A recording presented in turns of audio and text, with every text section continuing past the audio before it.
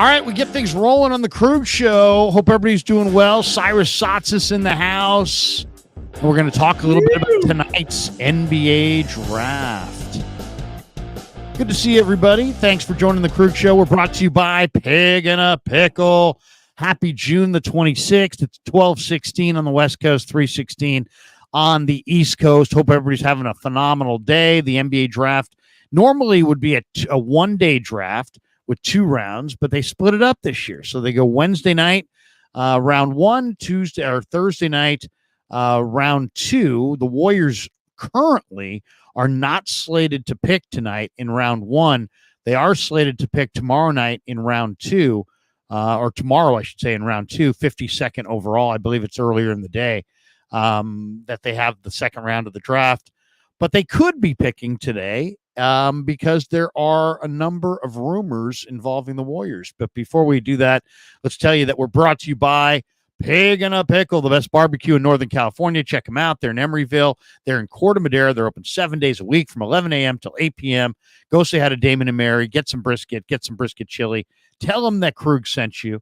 We're also brought to you by Sharp Corner Sports Cards and Collectibles, 205 Cypress Avenue in Pacific Grove, California. Give Anthony Catania a call down there. He's at 831-521-5264. And we're also brought to you by Underdog Fantasy. Check the link in the description and use the promo code Krug, K-R-U-E-G, and they will match you up to your first $100. Saatza, how are you, man? You're muted. I what's going on there? It keeps muting. I was going to say, you're not making any money on the show, clearly. Good to see you. Good to see the audience.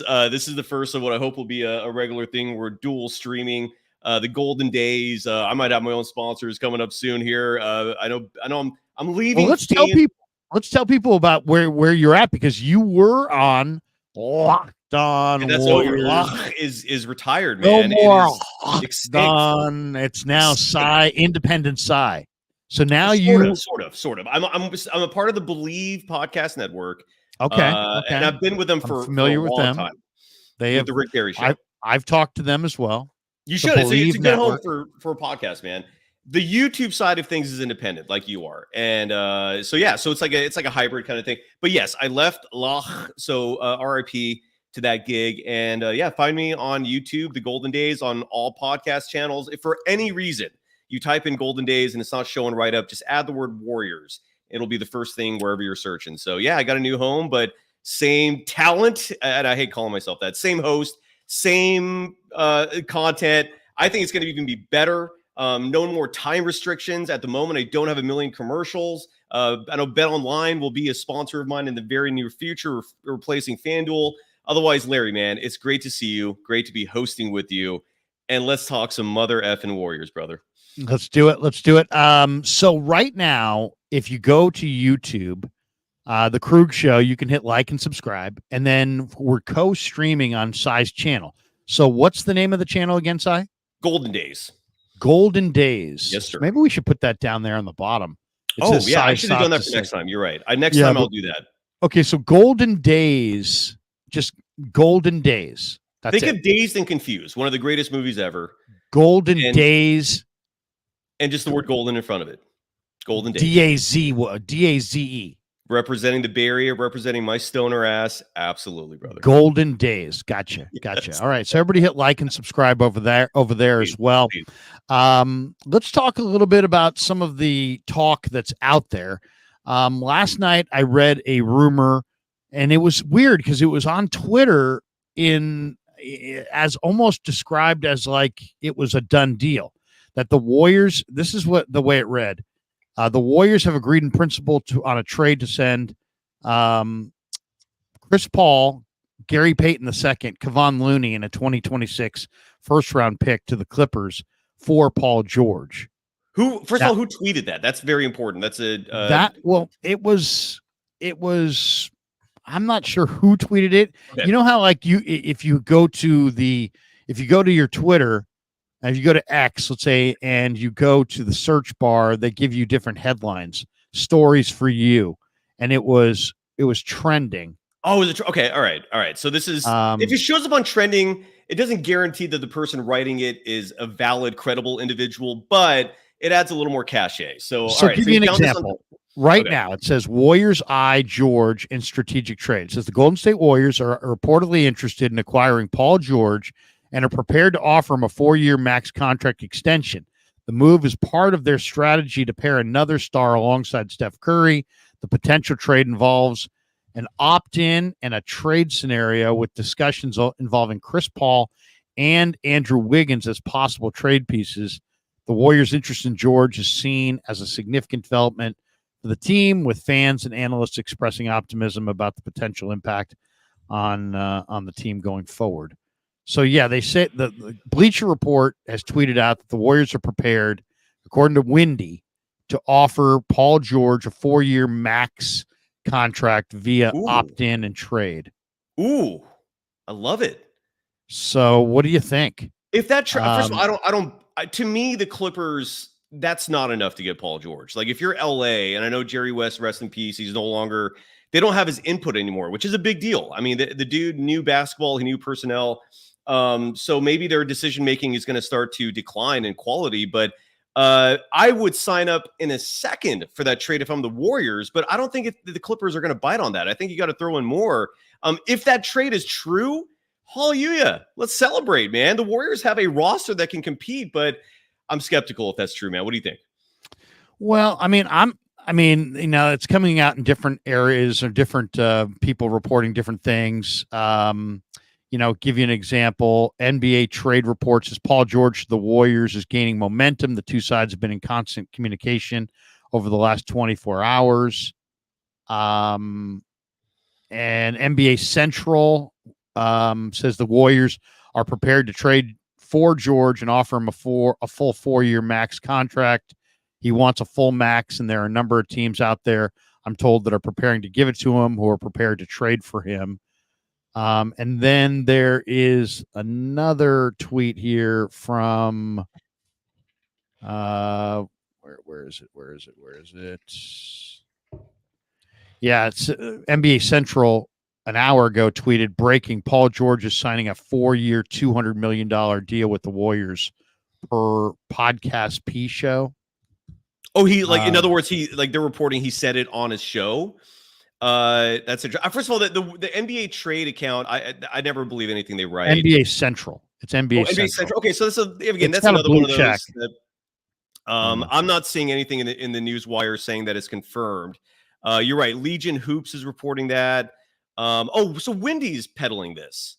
Well, that's credible. So this is all based off what Wendy's saying. Brian Windhorst. Crack Sports says Paul George just followed the Warriors on Instagram. That's huge. That's huge. Like I thought when Klay unfollowed the Warriors, and he even more importantly when he deleted the Warriors pictures, because that's permanent. That part I thought was a much bigger deal than simply unfollowing the Warriors. I thought there was meaning there. I don't know if you thought that was just a strictly negotiating tactic. I thought that meant something. Like Klay's an emotional dude. He's not known for being savvy in terms of strategic decision making. The guy is a very upfront, you see what you get type of individual. So when he did that, I read it as very serious. And I also think that's a big deal. I'm going to look up Paul George's Instagram to see if that's true. I mean, I don't know if Butt Crack Sports is legitimate. I mean, no, it's not. That's one of those parody accounts. Yeah. So I will not trust them. But I'm going to look up Paul George's Instagram real fast, because if that's true and he did follow the Warriors, we can find that out right now. That's a big deal, because why would he do that otherwise? Like, what's the point? Unless he's doing his own weird little, tactics in terms of, making other teams maybe want him more by him following the Warriors. Let's see if he's following the Warriors on social media. Does this mean the end of Klay Thompson with 100%. The Warriors, though? 100%. If one NBA insider believes the Warriors are, quote, emotionally prepared to move on from Klay Thompson. Yeah. First of all, Paul George is not following the Warriors on Instagram, so we could poo-poo that story. I do, man. Like, here's the thing: if the Warriors really wanted Klay, if he was if the organization starting with Joe Lacob really viewed Klay Thompson as an asset that they value, it would not have gotten to this point. Like, they would have given him, they would have made an offer that would have been viewed as a compromise. You and I both read all the reports that Klay wants 3 years. It's a commitment thing that is important to him. And if the Warriors really wanted him, they would have offered that. But Joe Lacob, again, man, you and I grew up in the Bay Area, dude. We saw how Eddie D operates. Eddie D was ready to move on, sustain greatness, not hold on to sentimentality, not pull what the Lakers did in the 2010s with Kobe Bryant, or the Giants did in the 2000s with Barry Bonds, where you're just parading this aging star to sell tickets and for marketing purposes. I cannot stand that gimmicky crap. And the great news is Joe Lacob does not subscribe to that. He's going more the Eddie D route. And I think he sees what a lot of us sees with Klay Thompson, that Klay is beloved. The dude's going to get a statue someday. My personal request is add Rocco.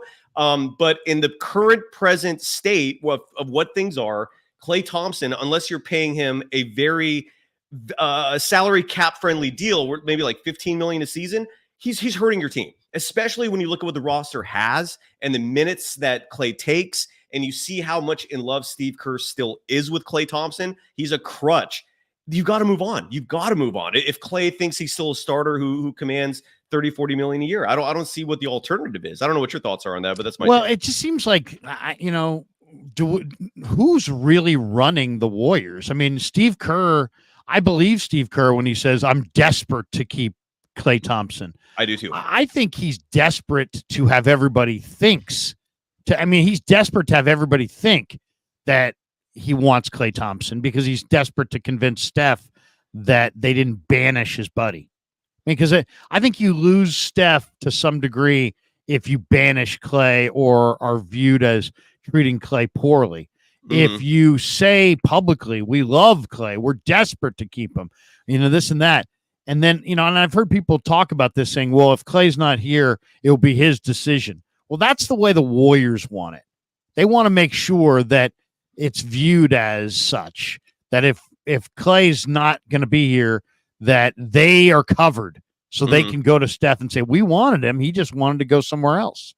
But there's a way to do this. I mean, I think Farhan Zaidi, has proven it to Giants fans. There's a way to be in the negotiations, but really never in the negotiations. Yes. And I kind of get the feeling that the Warriors are playing that card with Klay Thompson, that they really don't want him back because he can't deal with, everybody has to tiptoe around Klay Thompson. Yes. And that's got to end. That's got to end. I mean, he's not Jordan. It's just, he was a good player. He's a Hall of Fame player. He's had a nice run here, but everybody's got to tiptoe around Klay. And it's so obvious. Steve coached around Klay's ego. You can't. Well, Larry, I'll never forget when you were interviewing Steve last year on radio and you brought up the idea, and this was like a year and a half ago, of Klay coming off the bench, and he scoffed at you. It was insane. That was ridiculous, but it personifies and exemplifies what you were just saying right there. Klay is very sensitive. Very sensitive. And he's also like a grumpy dude, man. I mean, you and I have been around him in the media area. Like he like every time I've ever seen Klay in person, he always looks like someone who doesn't want to be there. Like he's just like begrudgingly going through the commitments of media and so forth. And then there was a story last year that no one published. I'm the only person who reported this, that Klay berated a Warriors beat reporter. I won't say who it is. If the person wants to report that himself, he can. And I revealed the gender, unfortunately, saying that. But he berated. He literally yelled at a reporter in the locker room last year. This was like in January, February, who he agreed to do an interview with. And then just randomly, because he had a bad game, goes off, starts cursing at him, starts berating him, telling him how pathetic he is as an individual to have a livelihood based on interviewing other people. So unprofessional. And again, it exemplified who Klay is. If you love the Warriors, I understand the sentimentality, man. The guy was a core piece of a dynasty. But at the same time, he's a human being like everyone else, and he has his flaws like everyone else. And like you said, it's not easy to deal with the guy. It's not. He's a grump. And sometimes... Well, it's so weird. He's such a contradiction, because when he was first coming up, I think he was the easiest teammate of all time. He just played and played and played. Great two-way player, great offensive player, great defensive player. Yeah, was he dialed in on situational basketball? No. Was he mentally just sometimes checked out, or not checked out, but mentally disengaged at times, sure, frustrating, I'm sure, to coach at times, but he was an easy guy to have on the team because he just like, he just loved to, like a dog just loves to run and run and run and chase balls. This guy just liked to run and run and run and play and play and play. It was like he was so easy to deal with. No ego, no, not your typical superstar. And now I think it's like as easy as he was to deal with on the way up, he's having a very, very hard time dealing with the twilight of his career. And it's all about trying to get back and, what makes me comfortable, what makes me feel like I did when I was younger. And he just, he had a good second half. He had some good production this year. But, sure enough, when the season was on the line, he had a nightmare night. Yep. And it didn't surprise me at all. I actually went on this show with Grant Napier and Jerry Reynolds, the night before that series, and said Klay Thompson before that series, and I was like, Klay Thompson's gonna shoot them out of it. He's gonna shoot them out of it. And they were all worried about, Sacramento and how they were playing. And, and I'm like, no, Sacramento's got this. The Warriors, Klay's going to play poorly. Steve's going to make some boneheaded lineup call. And sure enough, he did. He got scared off of 2 bad minutes from Trace Jackson Davis and sat his butt on the bench. So now you have one of your good core players that was giving you tons that you got nothing out of in that Sacramento game. And then Klay shot whatever he shot, over 12 or whatever. And that's it. Thanks for coming. Have a good night. So I think it's time to take Klay Thompson away from Steve Kerr. Stop. Steve, we know the answer to this. It's not like can Steve, correctly assess this and manage this? No. He's too wed to the championship years, too appreciative of what Klay gave him. I had a hard time discussing Klay Thompson moving on, just filling in on 95.7 The Game, because their hosts are so in love with this dynasty and so much not wanting to let it end that it was like, hell no, you can't move Klay. It's like, what? What are we talking about? I mean, are you still filling in there, by the way? 95.7 The Game? Yeah. Okay, so I won't be too critical here, but I will say this as a reminder that the station is the flagship of the Warriors. I always tell people refrain from trusting fully, at least the full-time host there. Yeah, they're good. It's a good station, and they've got quality people, but they have a conflict of interest in that they want to see the ratings go and the Warriors continue to be on top, and everything has a shelf life, and it's over, and it's over for the championship days are over for Golden State. So it's possibly most likely. I think it is. I mean, I don't care if they get Paul George. I mean, it doesn't. Paul George is not vaulting the Warriors over the top. Fair, but Claire, I'll push back a little bit and say this: we don't know, and this goes for analyzing every NBA team. They're young players. It's hard to know for certain, damn near impossible, how much growth we're going to see. So what I mean by this is there is a very strong possibility these 4 young pieces that I don't know how you feel about it. We can get into that if you want. I value them tremendously. I think Kuminga's ceiling, I've said Jason Tatum, Jaylen Brown, it could reach that level. Who knows? I mean, I could be wrong, but Moses Moody, I feel greatly about. Brandon Pajemski, first team, all NBA rookie, who knows where that goes. Trace Jackson Davis, you and I both love him. We have no idea what we're going to see with them next year. Like, we could see such an exponential growth that they might actually become the stars of this team. And then Steph and, let's say hypothetically, Paul George, Draymond Green, they might start taking on like that Tim Duncan, Manu, Tony Parker role toward the end of the Spurs years, where they started to defer to Kawhi Leonard.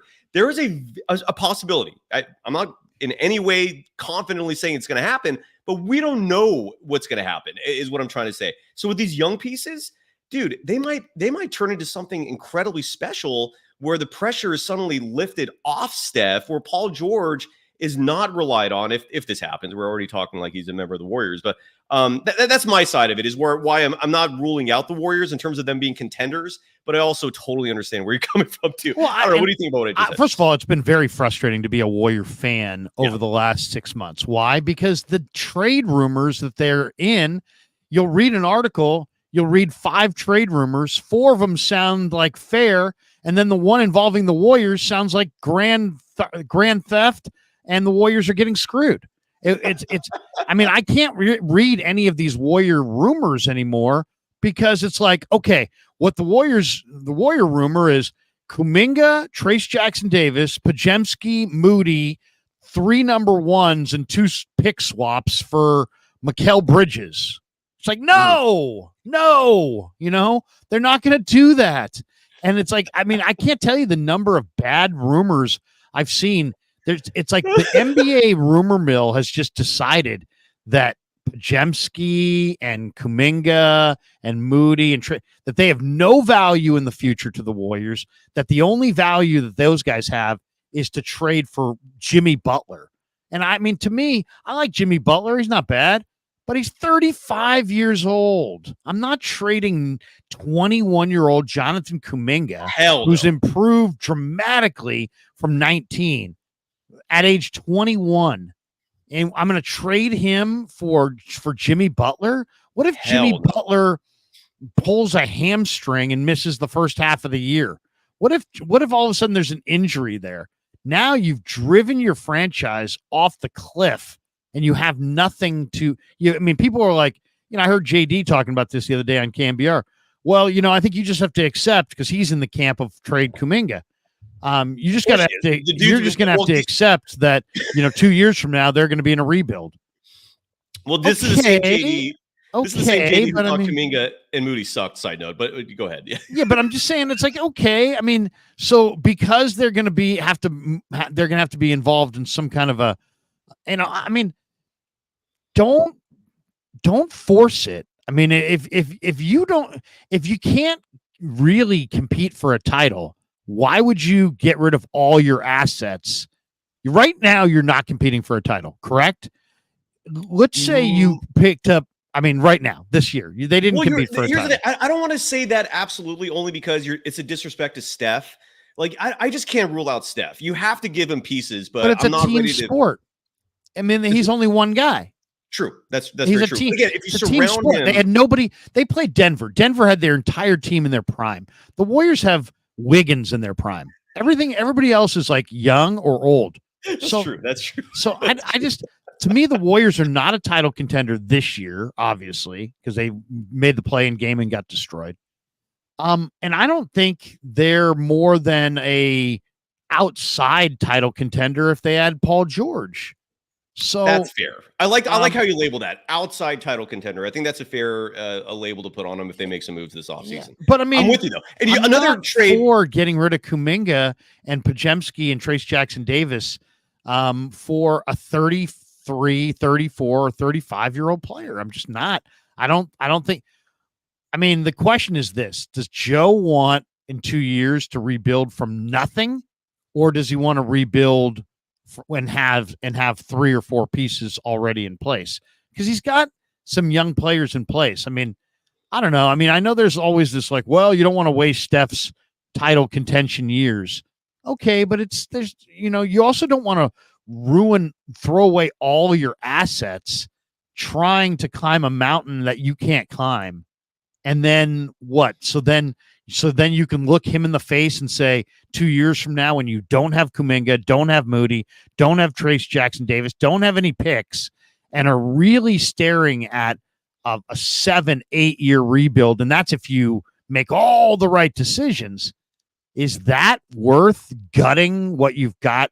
Your young players that you have right now. I don't think so. I don't think so. 100%. There's even a dumber trade proposal that I saw out there than Jimmy Butler was. There were people proposing trading Kuminga for Kevin Durant.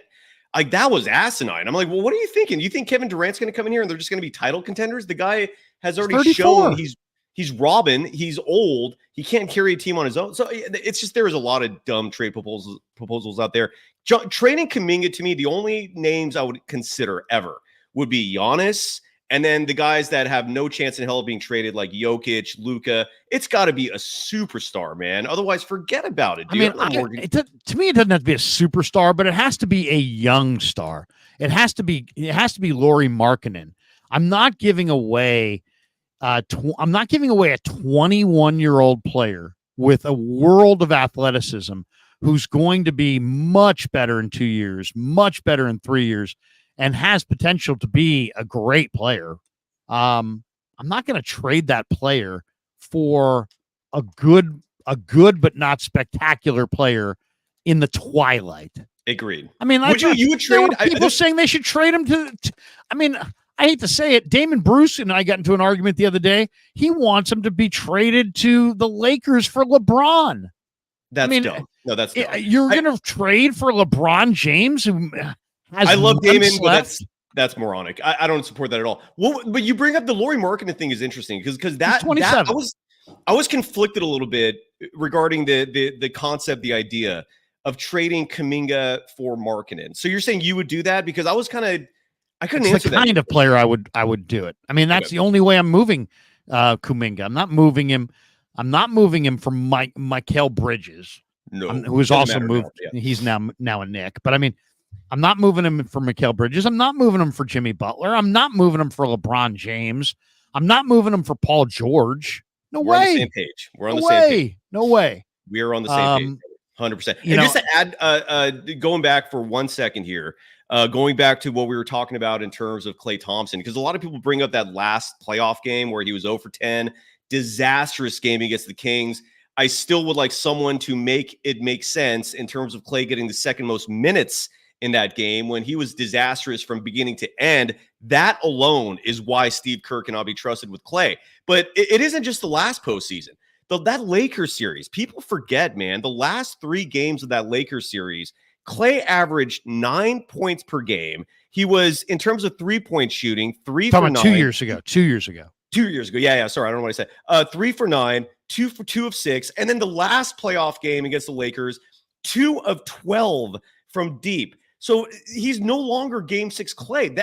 When Game 6 Klay died, rest in peace, that is when I started deciding Klay no longer carries that gravitas that made him so special, and you can't give him the house anymore for that. But I just had to. And they offered him 2 years, $48 million, which they never should have offered him, and he turned it down and ridiculed it. So I mean, that's it right there. I mean, there's the door, buddy. See ya.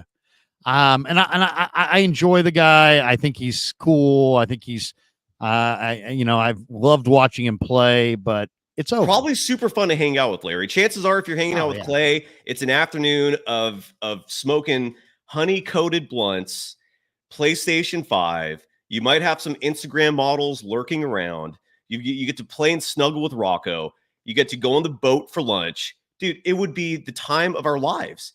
But and forever, I love Klay for that. More power to you that you can live that kind of lifestyle. But as a player, man, you're right. The fact you rejected that 2-year, $48 million, dude. Oh my God! Like, it's I don't really believe Steve Kerr is desperate to have Klay back. I just think he's desperate to have Steph believe that he's desperate to have Klay back. Good call, Larry. Absolutely right. I think the Warriors. These negotiations have been bizarre.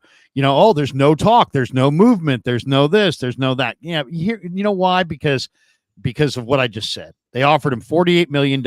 They should have offered him half that, and they offered him $48 million, and he scoffed at it.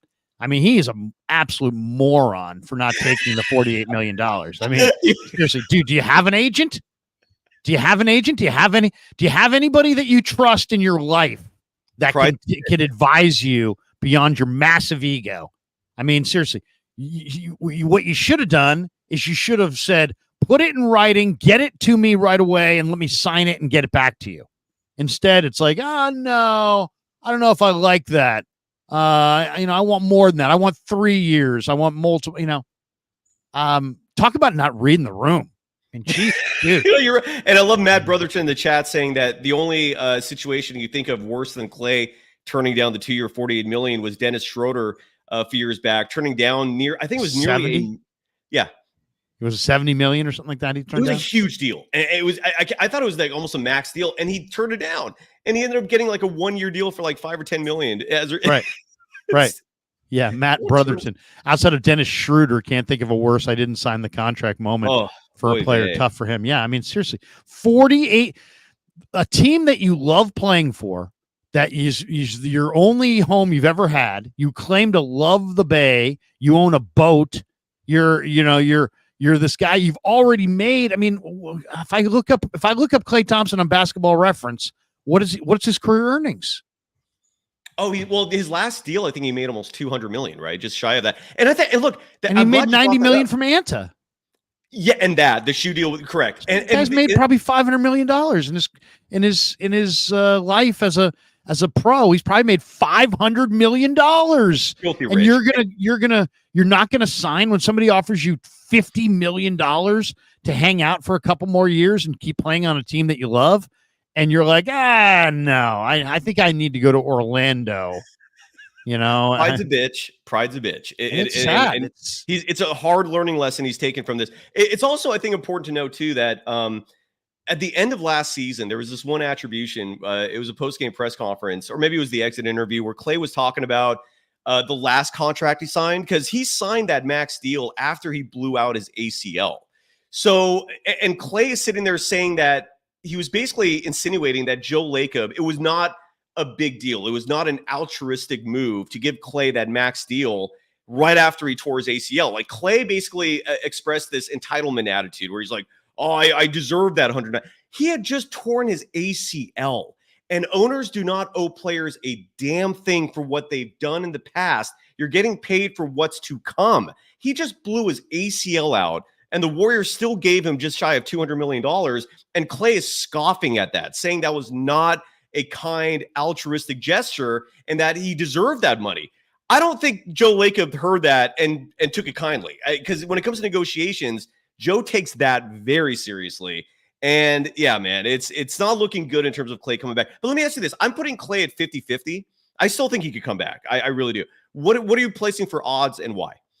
Well, I mean, it's clear that he probably doesn't have a burgeoning market. I mean, he's not getting more than Malik Monk got. He's getting less. Correct. So, I mean, Malik Monk was clearly more coveted.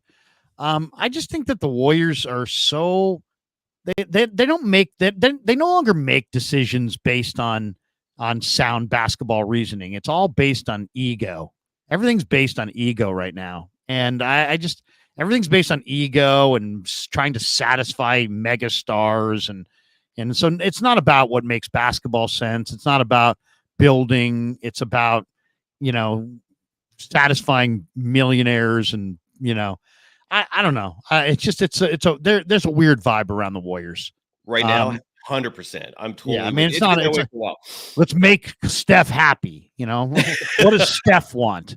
I mean, it's like, Steph's got to be realistic too. I mean, it's like winning championships is very difficult to do. And it's really, and you think, it's like, to me, it's a contradiction. I'm desperate to win a championship, and yet I want my team to pay an absurd amount of money to a guy whose best days have come and gone. Mm-hmm. Well, what do you want? I mean, what do you want? It sounds like you want everything.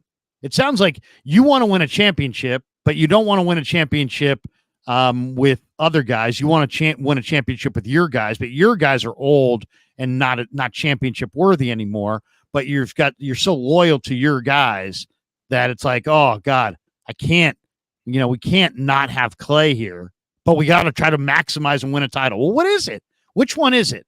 You want to win a title, or you want to go out with your guys? I brought this up a year ago, and it's another one of these topics that's like, can't be broached on the flagship. But I mean, you've got Klay Thompson and Draymond Green and Steph Curry. They came in together.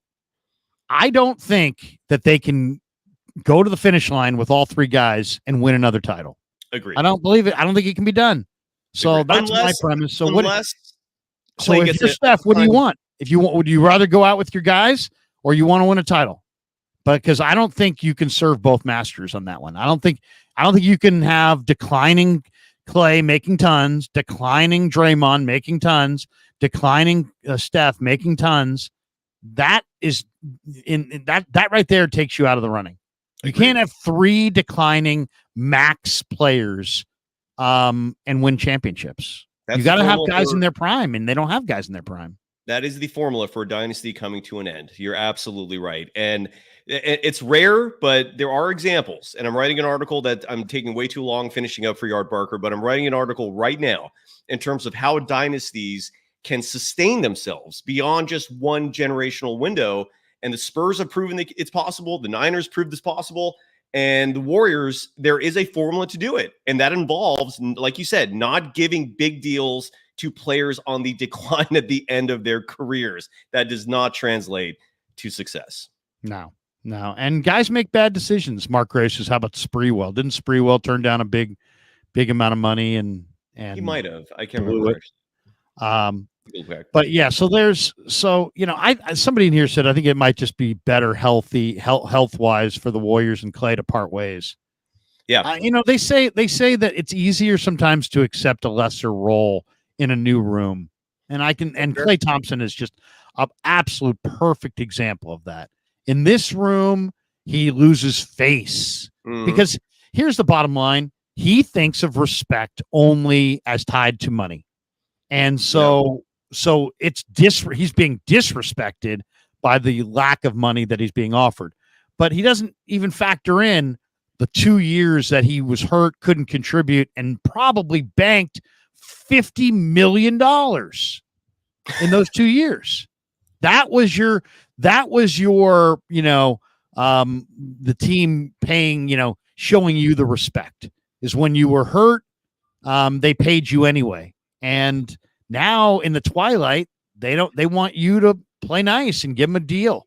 And you're not in that mode. You're in that show me my respect. And what it's going to do, it's going to show you Orlando.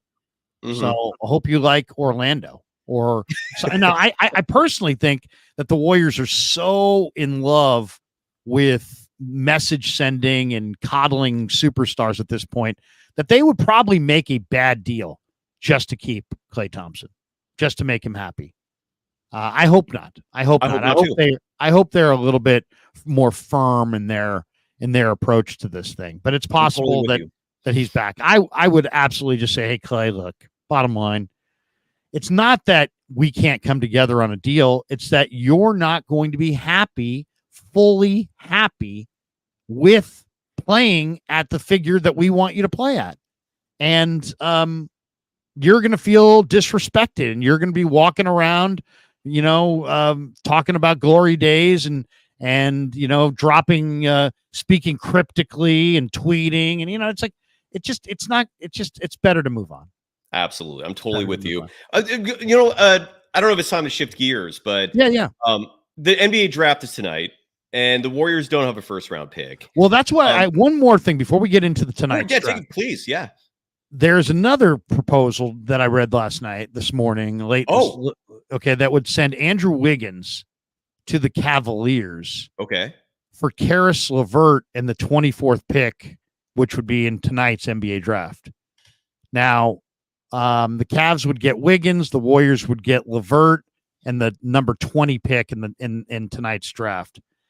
I would do that too. I mean, I personally, as I said, I think the sweet spot in this draft is between 20 and 30. I think that's where there's some really good players and great value. And I don't know how you feel about Karis LeVert. He's a pretty good player. I like him. I like him. He's athletic. He plays D. He's not a bad shooter.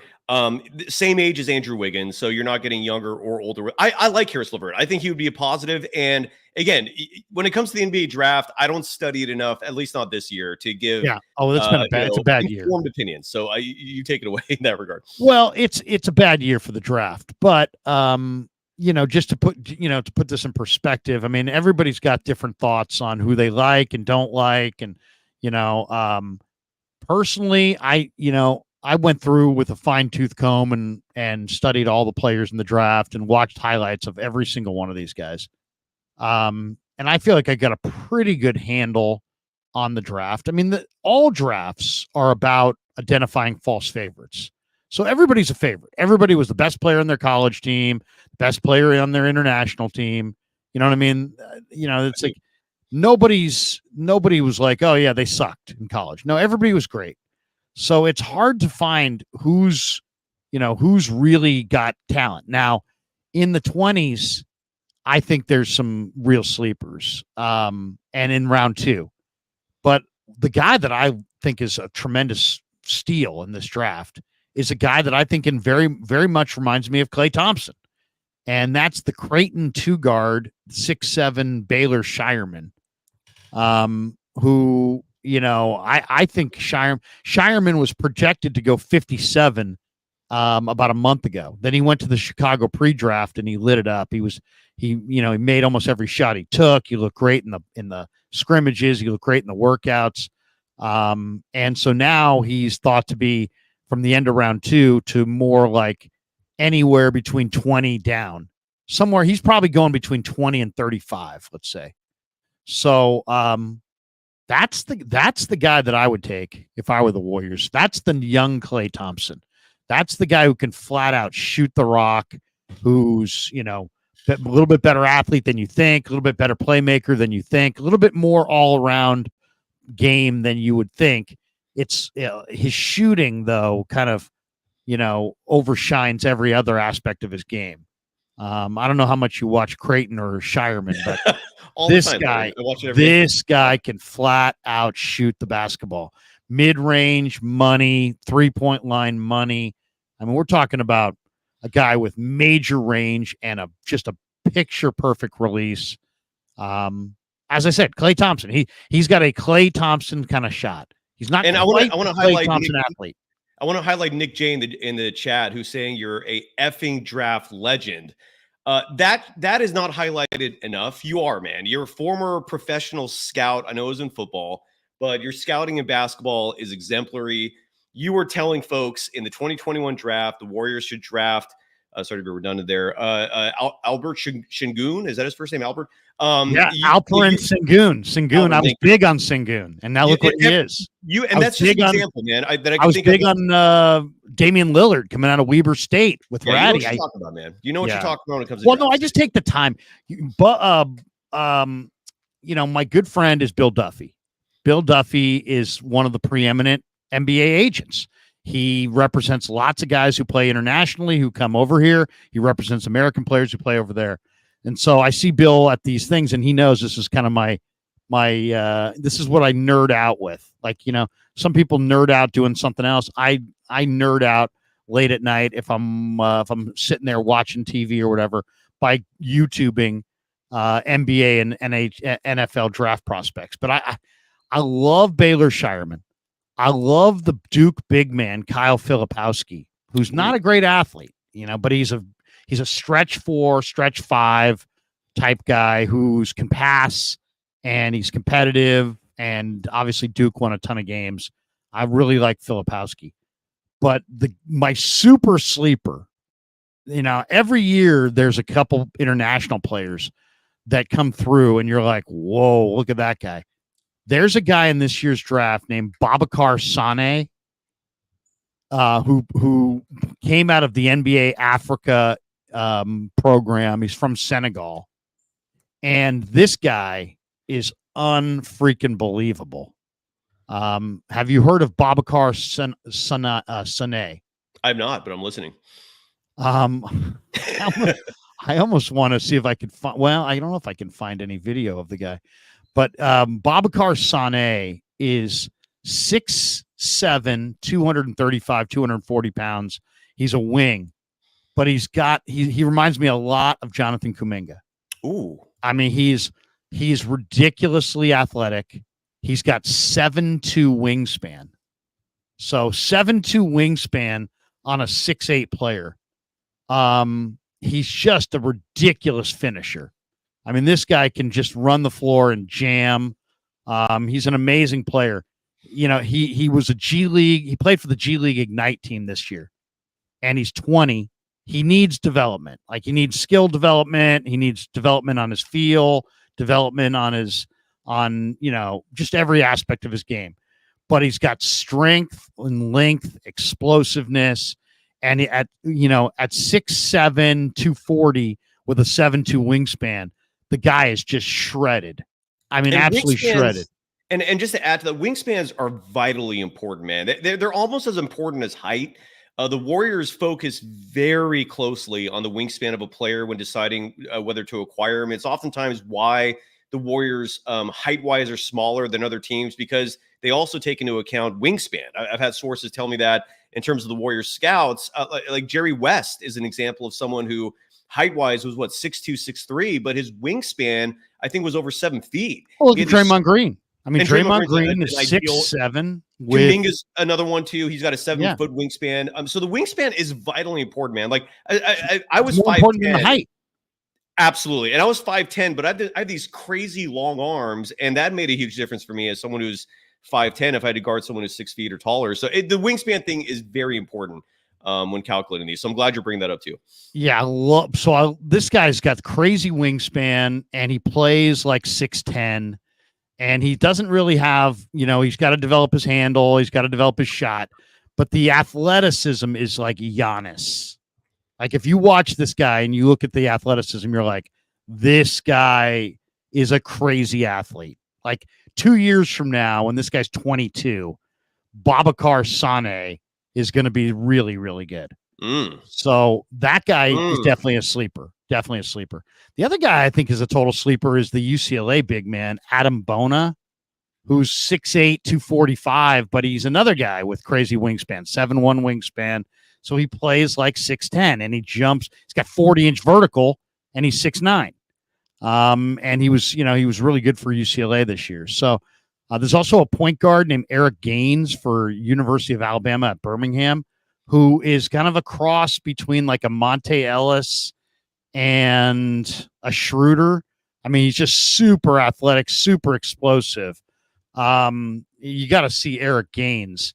If you get a chance, go YouTube Eric Gaines. He's 6 feet, 148 pounds. So he's small, but he's just a crazy athlete. One of the best athletes in all of college basketball. He doesn't shoot well. He only shot 28% on threes. But he's a kid from Georgia who's just one of the most athletic kids you're going to find. He's 23. He's a junior. Anyway, Eric Gaines, UAB point guard, really, really, really exciting. So Shireman, Filipowski, Gaines, Babacar Sane, Jamal Shed, the point guard, the small point guard for Houston, is a tremendous player. There's a guy from Sweden, a Dutch big man who's 6'10", named Bobby Klintman, who's got a lot of potential.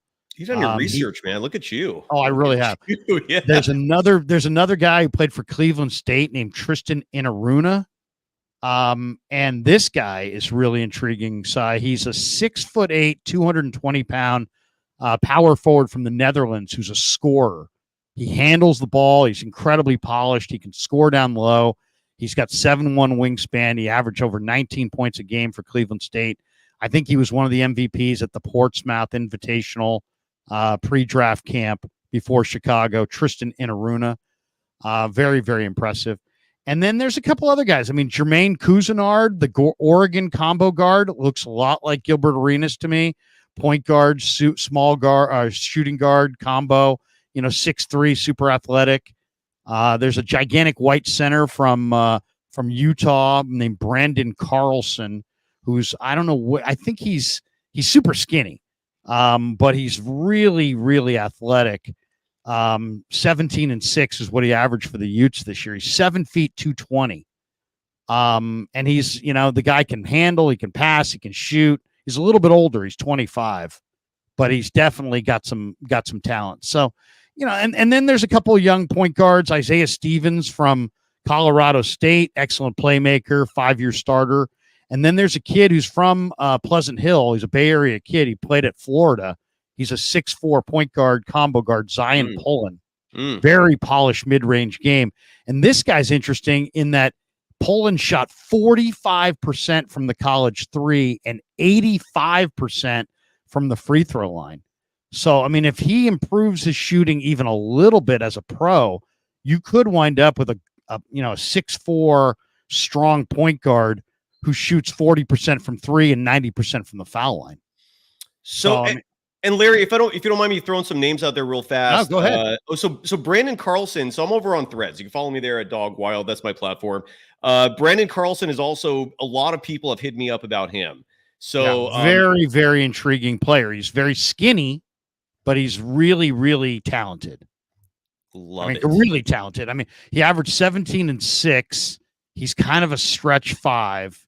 But I mean, this guy can handle the ball. He can pass. He can shoot.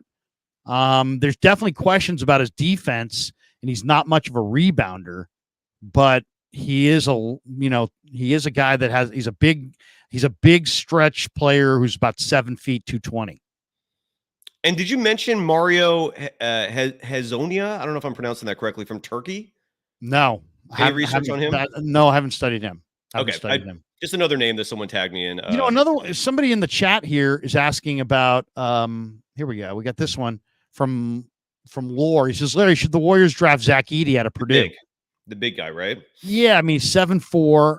I mean, I wouldn't want Zach Edey, but I think Zach Edey's definitely an NBA player. I mean, he's super. You're talking about an enormously skilled player who originally they were saying he was going to go like high second round. Now they're thinking maybe the Lakers might grab him at the in the middle of the first round. So I don't think Zach Edey's going to be there for the Warriors, but I think he's an NBA. I think he's an NBA big man. I mean, he's really, really skilled, but he's slow, and I don't know how much he can play. But yeah, he's an interesting guy. If the Warriors don't make a trade and they end up with the number 52 pick, a lot of people are talking about, they struck gold with Trayce Jackson-Davis last year. My response to that is it's shocking still to this moment that Trayce Jackson-Davis even lasted that long. Some mock drafts had him going in the first round last year. But when you look at it was kind of an inside deal, wasn't it? It was the guaranteed money is why the Warriors struck gold with them, because a lot of second round picks don't get guaranteed contracts. And Trayce Jackson-Davis made it very clear, do not draft me if you're not going to give me a guaranteed deal and treat me like a first rounder. And that scared teams off. And he landed with the Warriors, which is huge. But for folks who have high hopes for the second round, I compiled a quick list of who the Warriors have drafted since the dynasty at least started. Because for 3 years, they didn't even have a draft pick, which is really weird. From 13 to 15, they had no draft picks. But here's real fast who they drafted in the second round since 2015 or 2016. I'm sorry. That's when they had Jordan Bell. Well, Patrick McCaw. Do you remember him? Yeah. Who went to Toronto and won a ring there. Jordan Bell, as you mentioned. Eric Pascal, who I thought was a great draft pick. And then who knows what he's doing now. Yeah, Eric Pascal from Villanova. Correct. Exactly. It really surprised me that his career didn't go further than it did. But I know. I really liked Eric Pascal. I did too. It was bizarre. Alan Smilajic, a weird cult favorite, who was drafted in the second round. Justinian. That was definitely. This is where Lake Up and his kids started feeling themselves. I mean, seriously. Yes. When we know more than you. Alan Smilagic. That's when I think of Joe and his nepotism, I think of Alan Smilagic and Justinian Jessup. It's like that was a weird one. You heard his that's name when you've you've outfought it. You've spent too much time. You're seeing things that you shouldn't be seeing. These guys. This is where these guys. They hired Jerry West to give them credibility, and he was the ultimate personnel guy. And then they just felt like, you know what? How do we become great personnel guys? We'll just rub elbows for a couple of years with Jerry West, and then all of a sudden we'll do it ourselves. We'll just take Kirk and Kent, and they'll just become Jerry West. On that note, sorry. By the way, Bob Myers actually answered. I love this. This was the other day because for years there has been this rumor going around that Jerry West shut down the trade proposal for where Klay Thompson was going to get sent to Minnesota for Kevin Love. And the old rumor for a lot of years, damn near 10 years, was that Jerry West threatened to quit if the Warriors went through that trade, and that everyone else was on board with it. Do you want to hear from Bob Myers to clarify what really went down? Because he actually went into that. So I think I have the settings here to share.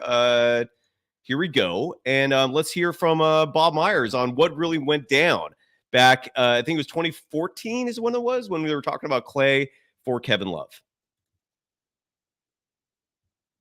Oh, do I have to call it? I've got to add it in. There was nothing going on in the NBA. That story dragged. And I always tell people this mythical story, and I always tell people the idea that was as close as people thought there was nothing going on in the NBA. That story dragged. And I always tell people, we never got as far as people think. And they don't believe me or whatever. And I say, had that deal been close, we would have requested Kevin Love's medical, because he had some medical stuff going on, and we never did. Sure, our job was to look at it, but Jerry, it never got to the point where we want to do it. And Jerry said, if we do it, I'm out of here. It never got to that level. But it's a fun story for people to tell. And people remember it in such a way, but he certainly, and we all love Klay. I mean, and people want to say that had Jerry not stepped in, that wasn't, Joe loved Klay. Steve, everybody, but he was a big fan, and that kind of took on a life of its own. But no, that one, I don't know if I can ever talk that one down. But it's fair to say that he didn't want to do that. No, he didn't want to do it. Yeah. No, he did not want to do it. But to the point of like everybody else did, that part isn't true. So there you go. So for the people who hate on Bob Myers and think that Jerry West was the architect behind everything, a little clarification for you there. I thought that was I mean, I think that's good that he pointed that out, that, it becomes like urban legend all of a sudden. But it doesn't really change anything. It's like, once again, Jerry was on the correct side of an evaluation of an NBA player. He thought that they shouldn't make the trade, but it does get played like, that trade was going to get made, but it sounds like that trade was several steps away from getting made, and that there probably were other guys that also would have said, no, let's stay with Klay. But Jerry's high profile, and so Jerry saying stay with Klay, it's like Jerry prevented them from trading Klay for Love. But it sounds like, they probably did like Love and this and that. Nick J says Nico fucking Mannion. Come on, bro. Yeah. Well, let me just finish up the list real fast. Okay. Let's go with this list one more time. Let me bust out my where's my pen here. So second round pick since 2016 by the Warriors. Patty McCaw, fine Irish lad. Jordan Bell. I'm going to mention Jacob Evans III. He was technically a first round pick, but just to remind people, that was a wild one. Eric Pascal. By the way, I remember when I was ripping the shit out of Jacob Evans, Fitz said to me, 3 years from now, he's going to be great. I'm like, fucking Homer, shut up. 3 years from now, he's going to be great. He fucking sucks. Guy can't shoot at all. He's a total brick. That's funny. That's funny. And people are 3 years from now, Jacob Evans is going to be tremendous. Really? For who? The Albany Patroons? Playing for the Turkish team somewhere? And I mean, where is Jacob Evans even playing right now? He's out. Last time we saw him, he was playing, I kid you not, he was playing center for the Santa Cruz Warriors, and then we never saw him again. Amazingly, that guy shot 40-something% from the college three at Cincinnati. That's why they got. That's why you gotta really study these guys before it's not just about stats.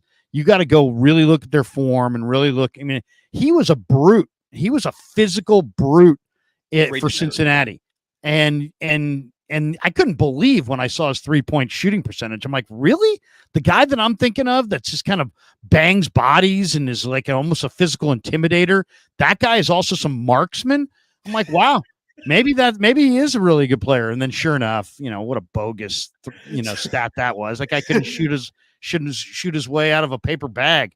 I mean, the Warriors, I mean, this is the thing. Smiley and McCaw and Jordan Bell. A few more real fast here. Justinian Jessup, Nico Mannion, who was a number 48 pick. Guy Santos, I still have high hopes for. I really like this kid. I'm curious to know what's going to happen next year with him. People talk about Guy like he's going to be a star. I'm not saying star, but I think he could be a solid role player. Ryan Rollins, that was a disaster. Remember, people like The Warriors. I met him. I thought he was seemed like an unbelievably nice kid. And didn't he like rob somebody? Yes. And he's done. You're right. I don't have it's a crazy story with him. He did get arrested recently. And then last year, the so far so amazing Trace Jackson Davis. So those are the recent second round picks. Well, I mean, and if you want to go further back, Monte Ellis, second round pick. Oh yeah. If you want to go further back, Gilbert Arenas, second round pick. And that sucked because the Warriors through the CBA rules couldn't re-sign him. Yeah, that was so messed up. Of course, that would be so Warriors that they draft Gilbert Arenas. They find the fucking hibachi in the second round, and then they can't pay him because of some little wrinkle that's in the CBA that got eradicated like the very next year and changed. It's like, by the way, you're still not getting Gilbert Arenas, and he still moves on. But we changed that rule. We filled in the loophole. Oh, good. Now I feel worlds better knowing that loophole. Wait, I literally am looking at this right now. That's what it was like being a Warrior fan back in the day. You find Gilbert Arenas, and then some little CBA stipulation, and now he's a Washington Wizard. While he was 30 years of Warriors basketball for you. That's a great symbol of how bad it was. I forgot this name. I still have no memory of it. In 2011, in the second round, the Warriors drafted Charles Jenkins out of Hofstra. Have no memory of this. Do you? Yeah, I do remember. Guard, small 6'4" guard, I think. All right. And they also took Chris Taft. He had major back problems. I mean, but I mean, Monte Ellis. I mean, heck, the fact that they found Monte Ellis, Draymond Green. Yeah. I mean, heck, Festus Ezeli was basically a second round pick, wasn't he? Like the last pick of the first round. Correct. And the only thing that made him blow up was the chronic bad knees. It's interesting. I mean, the Warriors have done I mean, I'm a fan of Lakeup, but this whole I'm light years ahead of everybody else was just so arrogant. Just this shameless, let me put my kids in the front office, and run off Jerry West and run off Bob Myers. And I don't know, there's something it's like, you got to give Lakeup the credit because the title, he claimed he was going to put banners in the rafters and did. Yep. So but people were like, he's the greatest owner of all time. Let's see where it goes here. He bought a team that already had Steph Curry. You're absolutely right, and it is weird. And by the way, you're one of the only people on the planet, and I brought this up on Golden Days. You're one of the only individuals I've ever heard, and you might be very accurate saying this, that Don Nelson should be getting most, if not all, of the credit for the Warriors dynasty because he was behind the Stephen Curry draft. I know Larry Riley gets the credit. And Stephen Curry named his first child after him, Riley, which goes to show just how much that meant to him. But he had the job, but you have to know who Larry Riley is. Larry Riley wouldn't have even had an NBA job in the front office if it wasn't for Don Nelson. Yeah, there you go. I sat next to Larry Riley 5 years prior to that when he was scouting for the Mavericks. Don Nelson had a huge hand in Larry Riley. And Larry Riley used to come on with Ratty and I all the time. And I had so much access to Larry Riley, and I've talked to him for hours about this. And nobody's gonna, if everybody was saying Cyrus is a genius, Thank you. And it was something that had to do with something that you discussed on a thing with Rick Barry or something, right? And that Rick suggested it, but everybody's walking around saying Cyrus is a genius. Cyrus is a genius. Would you spend a lot of effort saying, no, it wasn't Rick that said that to me, it was me? No, I would not. No, you wouldn't go say that, but you wouldn't. The people that were calling you a genius, you wouldn't be like, I'm not a genius. Rick's really the genius. You wouldn't do that because you would just go with it. And that's what Larry Riley did. I talked to Larry Riley a lot about that year with Steph. He told me they wanted Steph to come work out. Dell and Steph said, no, they're not working out. Nelly said, we're taking him. And Riley said, well, they didn't, he's not working out for us. And Nelly's like, we're taking him. That's it. And Nelly did get all the films And Riley sent him all the films, and he watched Tariq Evans. He watched Johnny Flynn. He watched all the guys in that lottery, and he was the guy saying, Steph, to the point where and Nelly, we're talking about Don Nelson, who unearthed Spreewell in the 20s, found Sidney Moncrief, Terry Cummings, Mitch Richmond in the same draft for Dallas, added Steve Nash and Dirk Nowitzki. Tim Hardaway too, right? I think Tim Hardaway at 14, Spreewell at 26. Nelly had an incredible eye for talent. I got to book these guys on Golden Days. I got to get both of them on the show just to get some info because those are amazing stories, and I'd love to hear it from the mouth itself. So I'm going to try to make that happen. Riley is now known as the guy who drafted Steph. I mean, literally at the top of his Wikipedia, it's like Larry Riley, and like the next line is like drafted Steph Curry. Yep. And you know what? Don Nelson is smoking blunts in Maui playing cards with Willie Nelson. He could give a crap whether Larry Riley or himself get credit. But if you really had Larry Riley here and you went through, he would tell you that Nelly had an unbelievable conviction in Steph Curry, and that conviction had a lot to do with Larry Riley pulling the trigger. Riley had the job. Riley had the finger on the pulse. Riley was the guy with the nameplate that said, he's the guy that turned in the card. He's the guy that had, but Nelly, let's not pretend that Don Nelson, who was a genius. You could make an argument that Don Nelson, the general manager, is more skilled than Don Nelson, the coach.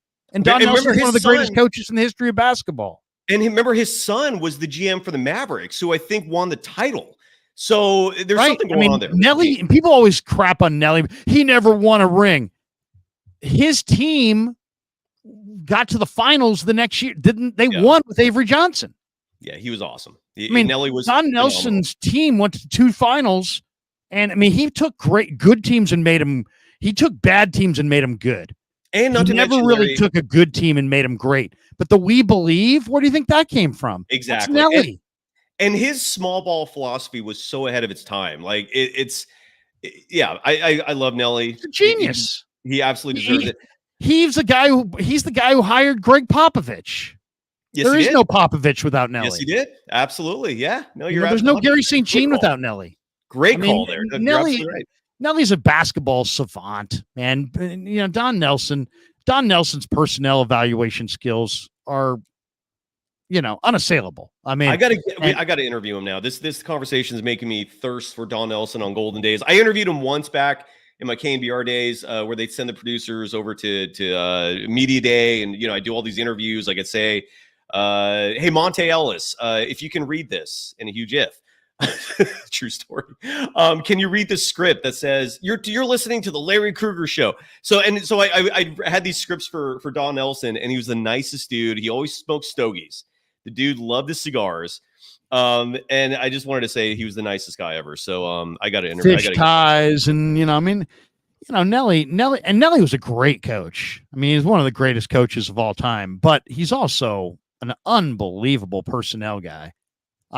Seriously, think about it. You're in Dallas. You're introducing your draft picks, and you're introducing Steve Nash and Dirk Nowitzki. They're both Hall of Famers.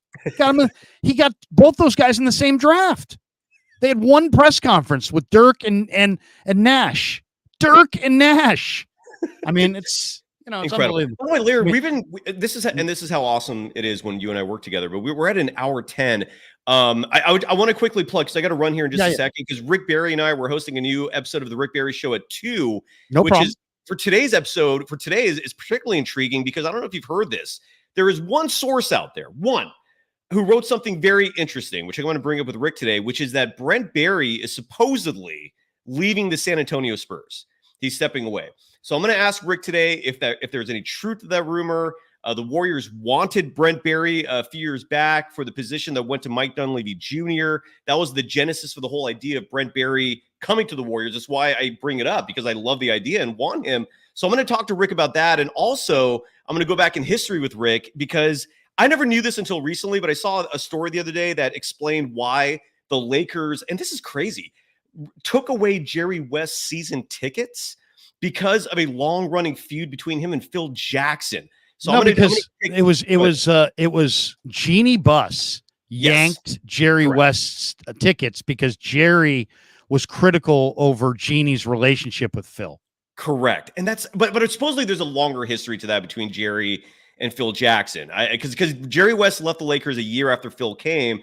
That is trippy to me, man. I don't know if that interests you at all in terms of a fascinating storyline. I'd love to hear Rick's comments on it. So I'm gonna pick his brain for that. And before we go, do you mind, just because I promised the Golden Days audience this, do you mind if we quickly read off who the available free agents are from the Southwest Division of the Western Conference? Do you mind if we go through that real fast? And no, not at all. If any of these names intrigue you. By the way, we have one super here from Han Solo Dolo who says Warriors need to target Denny Avdia, Lonzo Ball, Kelly Oubre, Jonas Valanciunas, Brandon Carlson. They need to make these moves.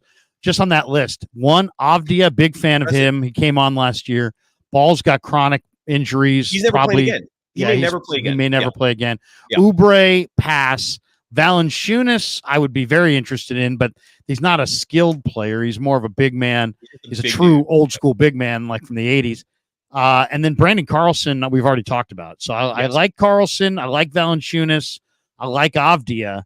Lonzo, crushing injuries, probably never going to play again. Yeah. And he'll only be dealt for cap reasons to make contracts work. Oubre, no. Oubre, I'll say this about Oubre. If it ever gets to the point where he understands his role and he understands the idea of a team concept, which is lost on him a lot, unfortunately, he's got the physical tools and he's a specimen. He can play, but his shooting is inconsistent and he sometimes does this hero ball thing. I don't hate the idea of Oubre, but I'm not going to sit here and advocate for it either. I just wanted to add that 2 cents.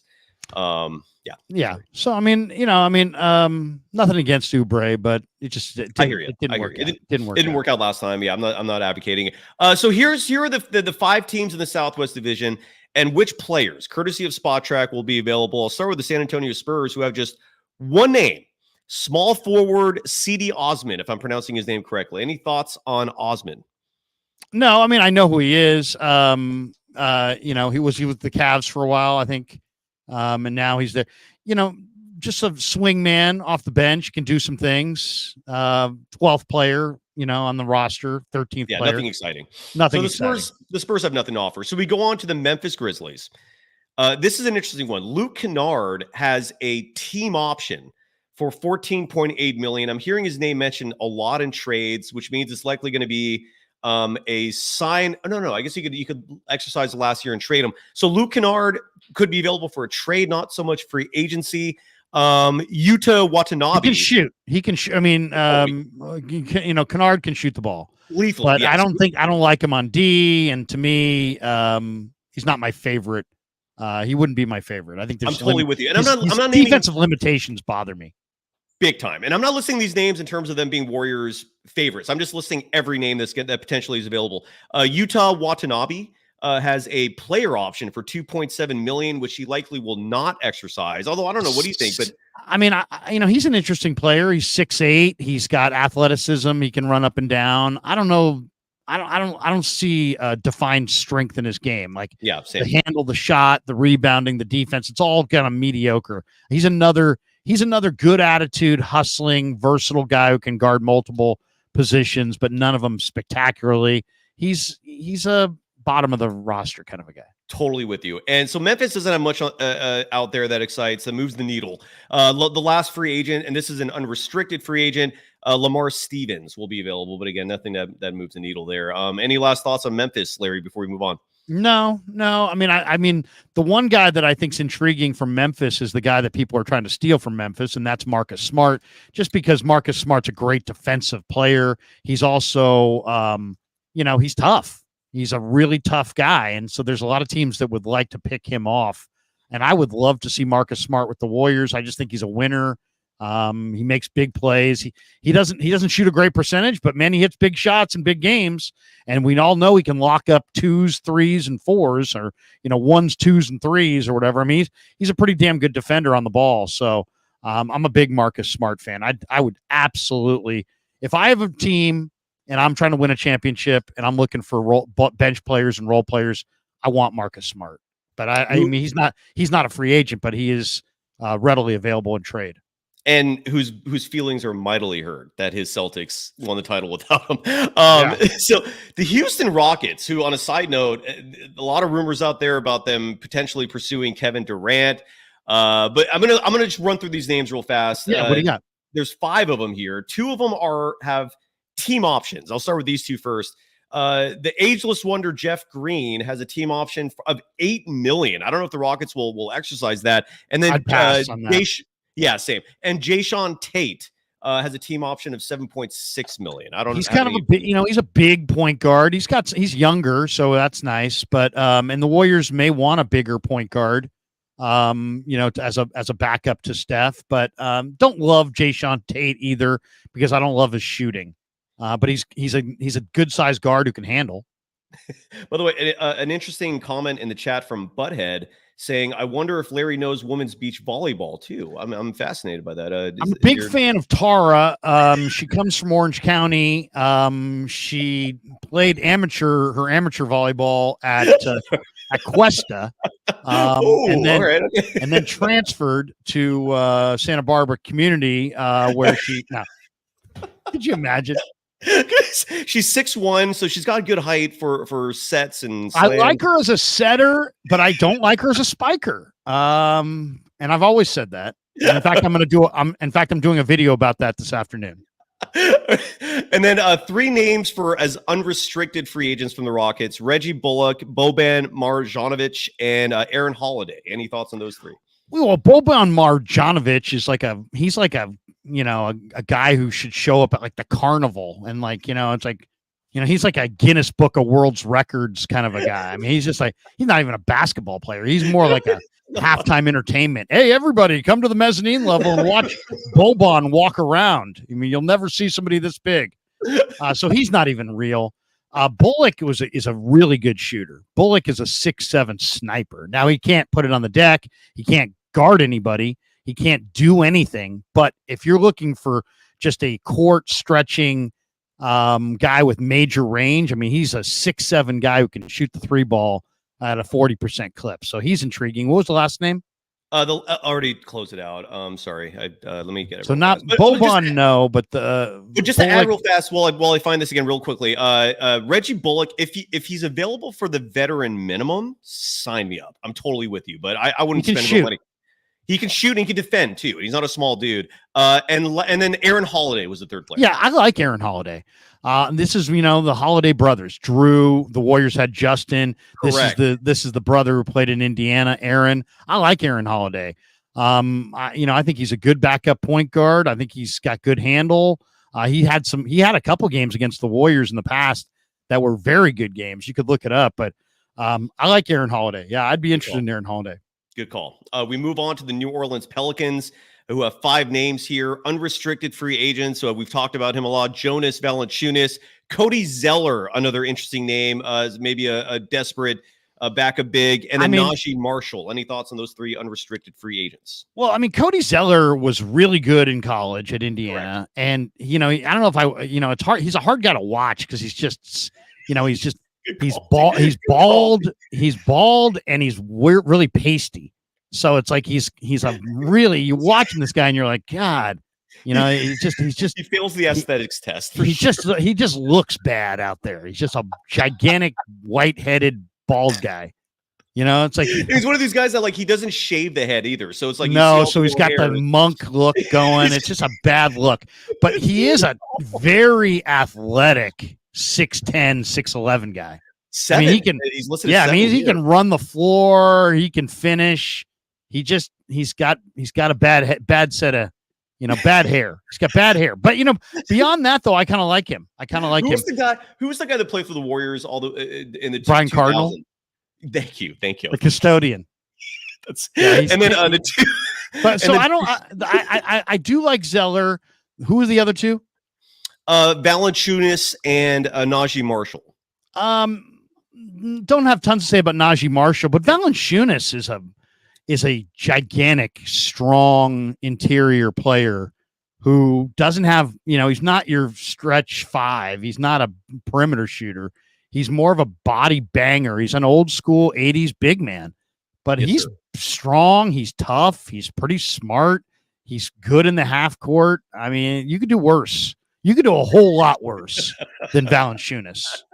100. I wouldn't mind him on the Warriors, honestly, man. And then real fast, Jose Alvarado has a team option, which the Pelicans will certainly exercise.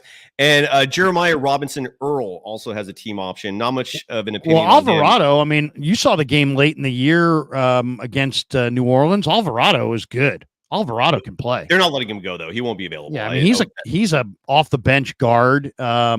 He's good. Alvarado is Chris Paul's kryptonite, man. The dude can Chris Paul hates when that guy's guarding him. It's interesting. I think Alvarado is worth having for sure. And last team, and we're done. The Dallas Mavericks, the reigning Western Conference champions, have two names. One of them, not that exciting, Markieff Morris. Your thoughts? He's the bigger of the Morris twins. There's Marcus Morris and Markieff Morris. Marcus is 6'8". This guy's 6'10". He's a big body. He's a rebounder. You could do worse. The thing about it, he was good at Kansas. I don't know that the Morris twins have come into the league and improved dramatically. I guess Marcus has had his moments. Good point. I've always kind of liked Markieff a little bit more than Marcus. Marcus was more of a scorer. Markieff was more of a defender, rebounder. But I don't love him. I don't love him, but he's all right. Great call. And by the way, real fast, I'm hitting the refresh button on the Paul George news. Nothing yet coming down the wire there. So, and then last team, the Dallas Mavericks. Sorry, we already started on that. Markieff Morris, and the last name I'm going to throw out at you, which is a name I like a lot. I don't know if he's going to be in the Warriors' price range, but the mid-level exception is close to $13 million that the Warriors will have at their disposal if Klay Thompson does not re-sign. That's another interesting caveat to keep in mind when we talk about Klay, and that's Derrick Jones Jr. I like this kid. What are your thoughts? Yeah, I mean, he's a crazy dunker. I mean, if you like dunks, you like Derrick Jones. And he's 6'8". He's got kind of a two guards game. I like Derrick Jones. I liked him in college. Didn't he play at Vegas? I think he played for UNLV. Good question. I don't. But yeah, Derrick Jones is a dunker, man. I mean, he's 6'8" with major hops, and he can finish. Yes, correct. UNLV. Good call. Yeah, Vegas. Yeah. I've liked him for years. I mean, he's probably closer to 30 now, right? 27. That's why he's still pretty young. He's only 27. So. Yeah, I did Derrick Jones. I would too. Warrior Media says, sign me up for Derrick Jones Jr. Me too. Yeah, and that's the Southwest Division for you. And at least on Golden Days, I'll cover the final two divisions in the next 2 days. Larry, let's do this every week. Right? We got to do this every week, man. This is too much fun. We absolutely will. That's going to do it for us. Good luck to the Warriors tonight. If I could trade Wiggins for Karis LeVert and the 20th pick, I would do it. I would take Baylor Shireman. If you could get Baylor Shireman and Karis LeVert for Wiggins, that's a great trade. So I'm very intrigued by that one. And the other trade as well. I'm intrigued by Paul George. I wouldn't mind Paul George. I think Paul George would be nice. I'm all for move. If you can get Paul George for some combination of Moody, Chris Paul, Kevon, Peyton, I do love Peyton, but if you can make the Paul George addition without moving Kuminga, I'm all in. We're on the same page, brother. I'm totally with you. Love you, man. This was fun.